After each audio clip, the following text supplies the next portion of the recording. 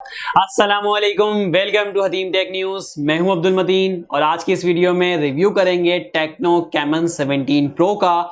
इससे पहले हमने इसकी अनबॉक्सिंग की है, अगर आपने नहीं देखी तो डिस्क्रिप्शन में आपको लिंक मिल जाएगा। आज हम चेक करेंगे परफॉर्मेंस में कैसी है ये डिवाइस, गेमिंग वगैरह में कैमरा रिजल्ट कैसा होगा डे टू डे यूज़ में, और ओवरऑल लास्ट में बताऊंगा कि डिवाइस कैसी होगी 32,000 रुपीज़ के अंदर अगर आप बाय करने का इरादा रखते हैं। तो स्टार्ट करते हैं रिव्यू कैमन 17 प्रो का। लेकिन उससे पहले अगर आपने चैनल को अभी तक सब्सक्राइब नहीं किया तो चैनल को सब्सक्राइब कर लें और बेल आइकन पे नोटिफिकेशन को ऑल ज़रूर कर लें ताकि तमाम आने वाली वीडियो का नोटिफिकेशन आपको मिल सके। स्टार्ट करते हैं रिव्यू और सबसे पहले बात करेंगे डिज़ाइन, डिस्प्ले और बिल्ड क्वालिटी की।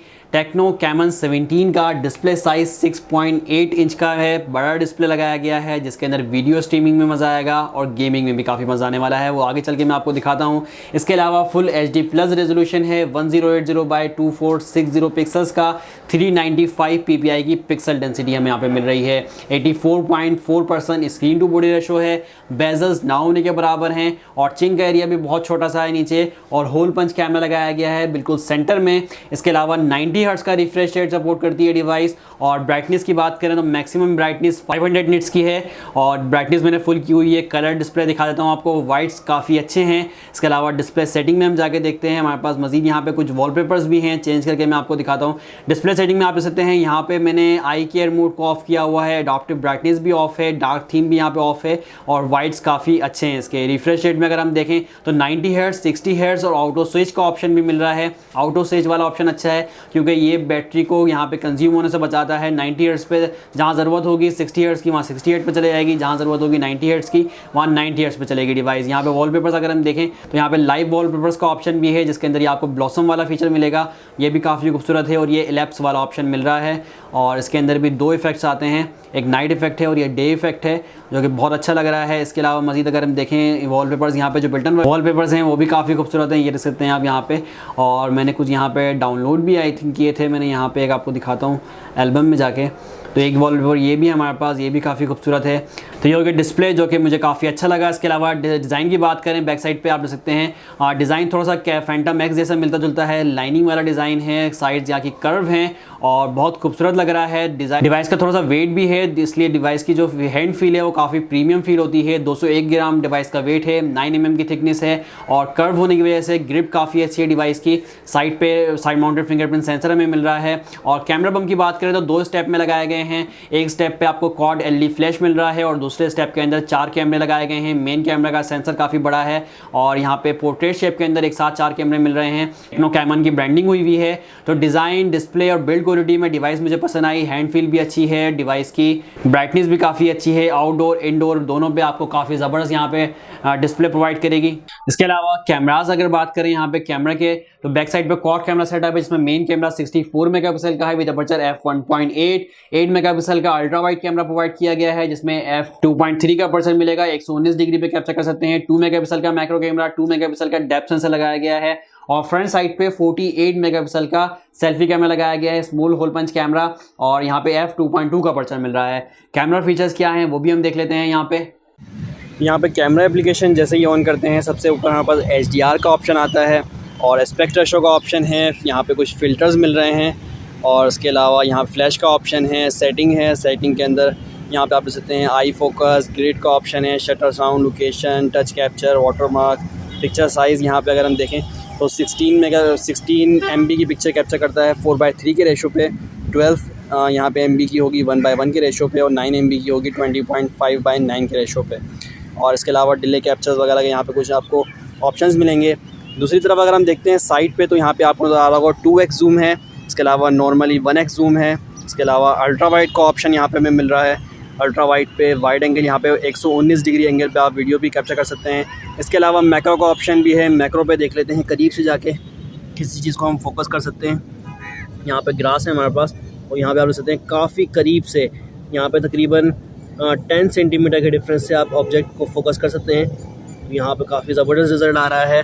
वीडियो के अंदर भी आपको मैक्रो मोड का ऑप्शन मिल रहा है। इसके अलावा वीडियो कैप्चर पे जाते हैं तो वीडियो के अंदर आप देख सकते हैं यहाँ पे 720p 1080p 30 fps पे वीडियो रिकॉर्डिंग का ऑप्शन मिल रहा है और 720 पे भी 30 FPS मिल रहा है। और स्टेबलाइजेशन का ऑप्शन भी है। स्टेबलाइज के अंदर यहाँ पे आप देख सकते हैं, अभी मैं आपको स्टेबलाइज वीडियो भी दिखाता हूँ। और मूवमेंट पे भी आप देख सकते हैं काफ़ी ज़्यादा स्टेबलाइजेशन यहाँ पे अच्छी है। EIS की सपोर्ट है। इसके अलावा वीडियो ब्यूटी मोड भी है इसके अंदर, वीडियो पे आप ब्यूटी मोड लगा सकते हैं। और फ्लैश का ऑप्शन वगैरह बाकी सारे फीचर्स हैं यहाँ पे। नॉर्मली हम आते हैं 1x पे आ गए हम, तो यहाँ पे आपको नज़र आ रहा होगा वीडियो के अंदर बुके इफेक्ट का ऑप्शन भी मिल रहा है। यानी आप जब सब्जेक्ट को यहाँ पे फोकस करेंगे तो बैकग्राउंड ब्लर हो जाएगा, और इसका भी रिज़ल्ट भी आपको दिखाता हूँ आगे जाके। इसके अलावा फिल्म का ऑप्शन है, जैसे मैंने आपको बताया था यहाँ पे कुछ प्री रोल यहाँ पे आपको मिलेंगे। इसके अंदर कुछ शॉर्ट्स मिले हैं जिसमें आप इसको यूज़ करते हुए अपनी मर्ज़ी की एक फ़िल्म रिकॉर्ड कर सकते हैं। इसके अंदर एनिमेशन सारी खुद ब खुद ऑटो होती हैं, और इसकी वीडियो भी मैं आपको दिखाता हूँ आगे चल के कैसी भी रिकॉर्ड हो सकती है। इसके अलावा ब्यूटी मोड मिल रहा है। ब्यूटी मोड के अंदर आपको काफ़ी सारे फीचर्स मिल रहे हैं जिसको आप यहाँ पे एडजस्ट कर सकते हैं। AI का ऑप्शन है, और यहाँ पे फेस ब्यूटी है, बहुत सारे ऑप्शंस हैं, आप इसको अपनी मर्ज़ी से एडजस्ट कर सकते हैं। इसके अलावा पोर्ट्रेट का ऑप्शन मिल रहा है जिसमें आप 2.5 सेंटीमीटर के डिफरेंस से सब्जेक्ट को फोकस करके बैकग्राउंड ब्लर कर सकते हैं। इसके रिजल्ट भी शो करता हूँ। इसके अलावा सुपर नाइट का मोड मिल रहा है। सुपर नाइट मोड भी देखते हैं अभी अंधेरे में, थोड़ी देर में अंधेरा हो जाएगा तो देखेंगे कैसा रिजल्ट आता है। तो ये कुछ फीचर्स हैं कैमन 17 प्रो के कैमरे के। अब हम कैमरा रिजल्ट भी देख लेते हैं। हाँ, ये कुछ मैक्रो शॉट्स हैं, वो काफ़ी ज़बरदस्त कैप्चर किए हैं। यहाँ पे आप देख सकते हैं फ्लावर को मैंने काफ़ी करीब से कैप्चर किया है। डिटेल्स बहुत अच्छी आई हैं, कलर्स बहुत अच्छे आए हैं। यहाँ पे पिंक कलर बहुत खूबसूरत लग रहा है, तो मैक्रो शॉट्स भी काफ़ी अच्छे कैप्चर किए। और इसके अलावा ये एक 64 मेगापिक्सल की पिक्चर है, इस पर आप देख सकते हैं जूम करने पे पिक्सल्स नहीं फट रहे। तो 64 मेगापिक्सल का मतलब है 64 मिलियन पिक्सल्स हैं, तो डिटेल्स काफ़ी ज़्यादा कैप्चर की हैं। और ये device maximum 10x zoom support करती है, और ये पिक्चर कैप्चर कर दी है मैंने पहले अल्ट्रा वाइड पे कैप्चर की है, उसके बाद सेकंड 1x पे की है, फिर थर्ड यहाँ पे पिक्चर 2x पे कैप्चर की गई है, फिर 5x पे और फिर 10x पे कैप्चर की गई है। तो यहाँ पे मैक्सिमम 10x की सपोर्ट मिलेगी। इसके अलावा ये पिक्चर आप देख सकते हैं अल्ट्रा वाइड पे कैप्चर की गई है। इसका नॉर्मल शॉट देखें तो यहाँ पे नॉर्मल पे आप देख सकते हैं 1x पे काफी करीब से थी, और जब हमने अल्ट्रा वाइड सेंसर ऑन करके पिक्चर कैप्चर की है तो 119 डिग्री एंगल पे काफी बड़ा एरिया कैप्चर किया है। इसमें कलर्स काफी अच्छे कैप्चर किए हैं, इसमें रेड फ्लावर्स लगे हुए हैं, ग्रीन के साथ रेड फ्लावर्स का। इसके अलावा फ्रंट कैमरे के कुछ ही पिक्चर्स हैं, ये नॉर्मल AI कैमरा से कैप्चर किया गया है। और इसके अलावा ये एक ब्यूटी मोड पे ली गई पिक्चर है, और ये थर्ड पिक्चर आप देख सकते हैं पोर्ट्रेट मोड पे ली गई है। बैकग्राउंड काफ़ी अच्छा ब्लर किया है, एजेस यहाँ पे आप देख सकते हैं सिर्फ यहाँ पे काफ़ी आई फोकस मोड है, तो आप फोकस बहुत अच्छा किया हुआ है। और इसके अलावा कुछ वीडियोस भी दिखाता हूँ यहाँ पे, आप जो मैंने कुछ वीडियोस कैप्चर की गई हैं ये भी देख सकते हैं। अच्छा, यहाँ पे नॉर्मली वीडियो रिकॉर्डिंग हम करते हैं तो 4K 30 FPS का भी मैक्सिमम यहाँ पे रेजोल्यूशन का ऑप्शन है। लेकिन जब हम यहाँ पे, अभी मैंने स्टेबलाइजेशन ऑन नहीं की हुई, और वॉकिंग के बाद आप देख सकते हैं थोड़ी सी इसमें मूवमेंट आ रही है। अच्छा, स्टेबलाइजेशन ऑन करते ही वीडियो रिकॉर्डिंग 1080p 30 FPS पे आ जाती है फ़ौरन 4K से ऑटोमेटिक। लेकिन स्टेबलाइजेशन काफ़ी बेहतर है, यहाँ पे आप देख सकते हैं मूवमेंट पे। और मैं इस टाइम पे वॉक कर रहा हूँ, वॉकिंग पता नहीं चल रही बिल्कुल, काफ़ी स्टेबलाइज वीडियो रिकॉर्ड हो रही है। यहाँ पे फ्रंट कैमरे पे 4K वीडियो रेजोल्यूशन यहाँ पे हमें मिल रहा है। स्टेबलाइजेशन ऑन करते हैं तो 1080p 30 FPS पे रेजोल्यूशन आ जाता है ऑटोमेटिक 4K से। इसके अलावा यहाँ पे बुके इफेक्ट जो मैंने आपको बताया था वीडियो पे बैकग्राउंड ब्लर करने का, ये काफ़ी ज़बरदस्त काम कर रहा है फीचर। फोकस काफ़ी ज़बरदस्त है, आप देख सकते हैं एजेस काफ़ी अच्छे नज़र आ रहे हैं। आई फोकस है, यहाँ पे चेहरे को फोकस किया हुआ है। और अगर आप यहाँ पे देखते हैं हेयर्स पे मेरे, तो एजेस काफ़ी अच्छे से कैप्चर कर रहा है।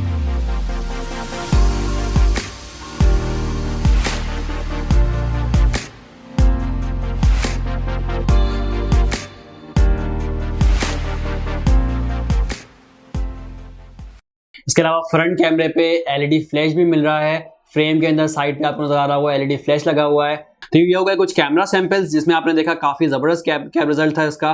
और मेरे पास यहाँ पे कुछ सोशल मीडिया एप्लीकेशन भी हैं, और इसके अलावा गेमिंग एप्लीकेशन भी मैंने इंस्टॉल कर ली हैं। देखते हैं कैसा रिजल्ट रहता है गेमिंग के अंदर। MediaTek Helio G95 को यहाँ पे यूज़ किया गया है, जो कि एक पावरफुल गेमिंग चिपसेट है। ऑक्टा कोर CPU मिल रहा है, और उसके साथ साथ GPU हमें मिलेगा माली G76 MC4 का। और ये device 8GB RAM with 128GB रोम का वेरिएंट है। तो देखते हैं, सबसे पहले मैंने एक PUBG ऑन की है, PUBG की ग्राफिक्स वगैरह कैसी होती हैं, गेम प्ले कैसा होता है, साउंड क्वालिटी कैसी होती है। और गेम यहाँ पे स्टार्ट हो गई है। कलर्स तो मुझे अच्छे लग रहे हैं, बाकी मज़ीद देखते हैं आगे चल के। अच्छा, मैं साउंड देख लेता हूँ, साउंड फुल है,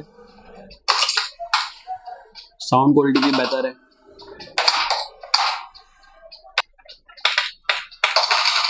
Team has scored for the first time.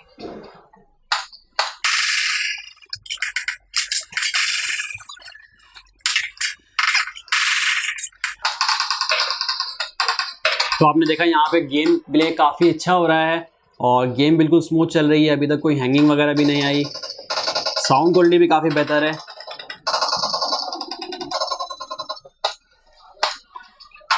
इसके साथ साथ मैं आपको ग्राफिक्स भी दिखा देता हूँ।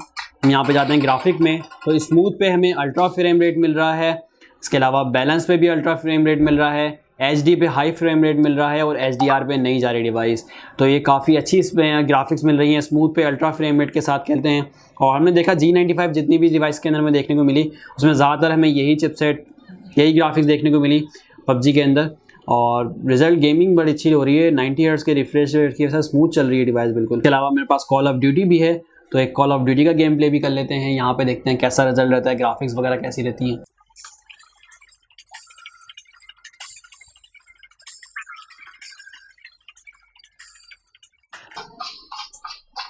इसकी ग्राफिक्स भी मुझे अच्छी लग रही है और साउंड क्वालिटी भी अच्छी है।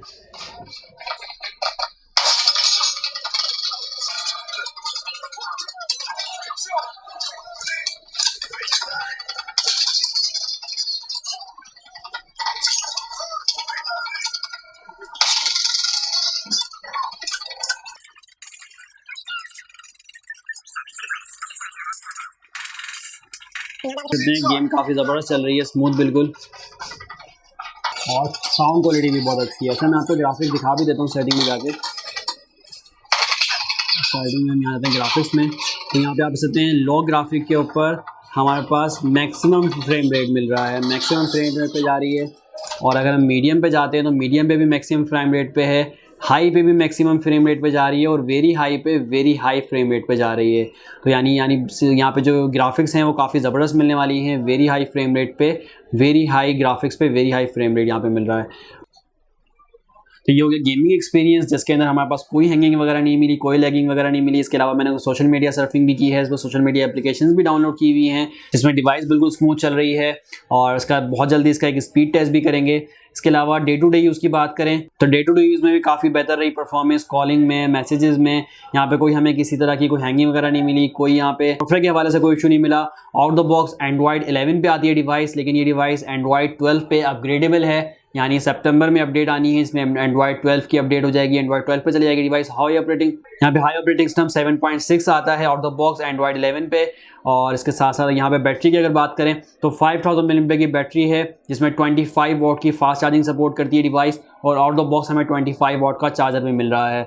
और इसकी battery charge test, battery drain test की वीडियो भी जल्दी बनाएंगे। इसके अलावा फिंगरप्रिंट सेंसर साइड माउंटेड दिया गया है, और जैसे मैंने आपको बताया ये मुझे मेरा फेवरेट है और काफ़ी फास्ट होता है दूसरे मुकाबले में। अगर बैक साइड की बात करें या फिर इन डिस्प्ले की बात करें तो उसके मुकाबले में काफ़ी फास्ट होता है। यहाँ पे मैं अपनी फिंगर इनरोल कर चुका हूँ, आप देख सकते हैं। आपको प्रेस करने की भी ज़रूरत नहीं है, सिर्फ टच करते ही डिवाइस अनलॉक हो जाती है। तो मुझे काफ़ी पसंद आया इसका फिंगरप्रिंट सेंसर। तो यहाँ पे आप ओवरऑल की बात करें, कंक्लूजन करें इसका रिव्यू का, तो डिवाइस मुझे पसंद आई है। डिस्प्ले, डिज़ाइन और बिल्ड क्वालिटी भी मुझे बहुत अच्छा लगा डिवाइस का। डिवाइस की हैंड फील बहुत अच्छी है, प्रीमियम फील हो रही है डिवाइस के वेट की वजह से। डिवाइस की ग्रिप बहुत अच्छी है कर्व साइज की वजह से, और डिज़ाइन भी बहुत अच्छा है। और काफ़ी ब्राइट डिस्प्ले है, वाइट्स भी काफ़ी अच्छे हैं, बैकग्राउंड आउटडोर में भी काफ़ी अच्छी ब्राइटनेस प्रोवाइड कर रहा है। और इसके अलावा कैमरास की हमने बात करी तो कैमरा रिजल्ट बहुत अच्छा है। फ्रंट कैमरा आपको काफ़ी अच्छा रिजल्ट प्रोवाइड कर रहा है। बैक कैमरे पे वीडियो के अंदर काफ़ी अच्छे फीचर्स प्रोवाइड किए गए हैं। Video bouquet effect, video blur effect, video के अंदर ब्यूटी मिल रही है। EIS की सपोर्ट काफ़ी अच्छा काम कर रही है। फ्रंट कैमरे पे भी आपको रिजल्ट काफ़ी अच्छा मिल रहा है EIS के साथ, बैक कैमरे पे भी EIS की सपोर्ट दी गई है। तो कैमराज भी मुझे काफ़ी अच्छे लगे। इसके अलावा परफॉर्मेंस हमने देखा गेमिंग के अंदर कहीं डिवाइस कोई लैग नहीं करी, कोई हैंगिंग नहीं करी। PUBG भी ग्राफिक काफ़ी अच्छी चल रही है, और कॉल ऑफ ड्यूटी में भी काफ़ी स्मूथ चल रही है गेम, अच्छी ग्राफिक के अंदर चल रही है, और कलर्स भी काफ़ी अच्छे हैं। साउंड क्वालिटी बहुत अच्छी लगी मुझे। तो ओवरऑल डिवाइस की स्पेसिफिकेशन और परफॉर्मेंस बहुत अच्छी हैं। अगर हम बात करते हैं प्राइस रेंज की तो अंडर 32,000 रुपीज़ के अंदर यहाँ पे एक कंप्लीट पैकेज दिया गया है। मुझे डिवाइस बहुत अच्छी लगी है, मेरी तरफ से रिकमेंडेड है। आप लोगों की क्या राय है कमेंट सेक्शन में ज़रूर बताइएगा। वीडियो को लाइक करें, शेयर करें, चैनल पर नए हैं तो चैनल को सब्सक्राइब कर लें। अल्लाह हाफिज़।